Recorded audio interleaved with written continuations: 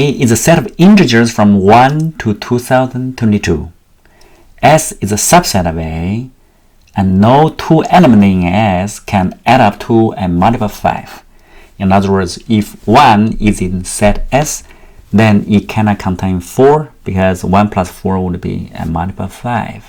It cannot contain 9 either, so if 1 is there, you cannot have those numbers. So no two elements in S can add up to a multiple of 5.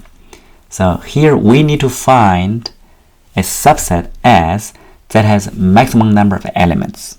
All right. So you want to include as many numbers from 1 to 2022 in the set S without violating the constraint. Now here we're going to use congruence class with respect to mod 5. When you divide an integer by 5, there are 5 possible remainders. That is 0, which is multiple of 5s, 1, and 1, 6, 11 up to 2021. And the remainder could be 2, 3, 4, right? So these are called congruence class. Now, notice that in order to satisfy the constraint that no two numbers can add up to a multiple of 5, we know that the subset 1, this class, is mutually exclusive with 4. Okay?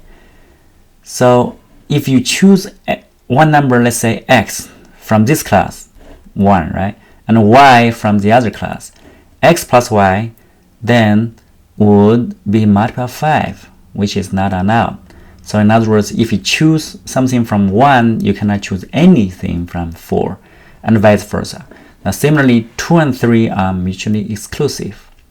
And 0 here, this class, is self-exclusive. In other words, if you choose one element, let's say 5, from this class, then you cannot choose any other elements because the two number would be a multiple of 5. The sum would be multiple of 5, right?